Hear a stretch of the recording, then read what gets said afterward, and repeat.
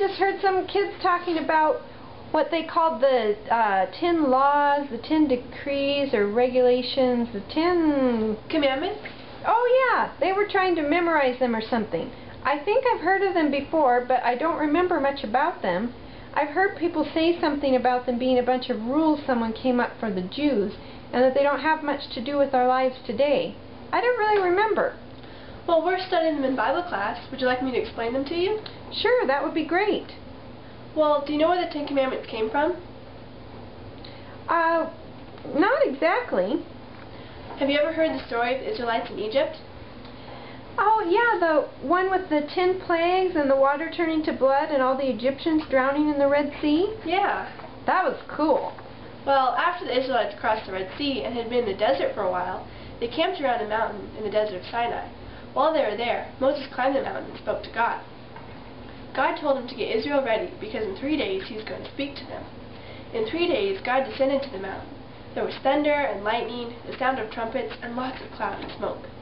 Then God began to speak to them. That's when he gave them the 10 Commandments. What were they? Let's see.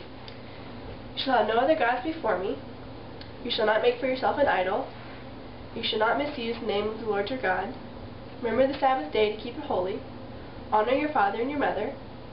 You shall not murder. You shall not commit adultery. You shall not steal. You shall not give false testimony against your neighbor. And you shall not covet. But do they still matter today? They were given such a long time ago. Yes, they were given a long time ago, but they still matter. These commandments concern our interactions with others and with God.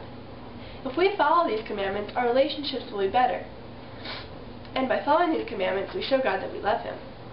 Well, that makes sense. I understand how things like honoring your parents and not stealing can improve relationships.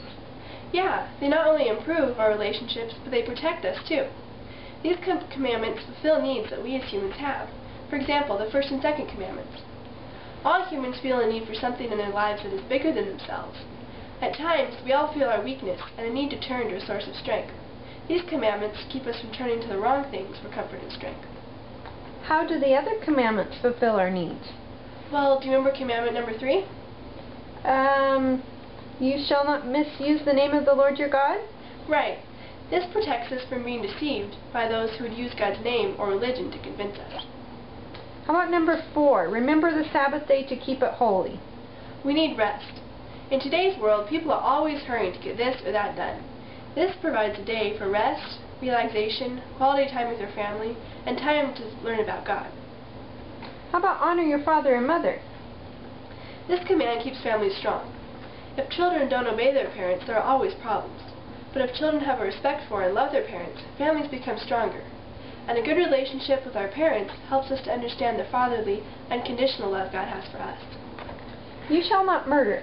I think most people understand this one. What would it be like if murder was acceptable? We would all live in fear.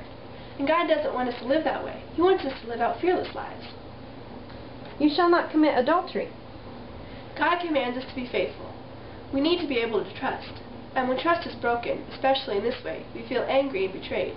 This protects us from those feelings. You shall not steal. This is another one people can relate to. We need the protection that this law gives. I don't like the idea of people taking my things whenever they feel like it. Me either. Okay, what does this one mean? You shall not give false testimony against your neighbor. Don't spread rumors. Don't say things about people that aren't true. Don't ruin reputations for your own gain. It's in our human nature to trust others. And this law protects us from the willingness to trust others. We not only lie by our words, but we also deceive by our actions and by our silence. Last one. You shall not covet. This is the only commandment that deals with our feelings rather than our actions. God knows that we are happiest when we are satisfied, and we cannot always have everything we want. He wants us to be happy, so He asks us to be satisfied with what we have. Actually, that's what all the commandments are about, our happiness. God makes us happy by showing us where to turn to fill the emptiness that is inside of us. He protects us from others using His name or religion to convince us. He gives us an entire day of rest to rejuvenate. He wants families to be happy, so He asks children to obey. His commands keep us from the fear of murder. They keep us from feeling angry or betrayed by asking us to be faithful. They protect us from ourselves and the problems we could run into if we had to have everything we wanted. And we show God we love Him by keeping His commandments, being happy the way He wants us to be.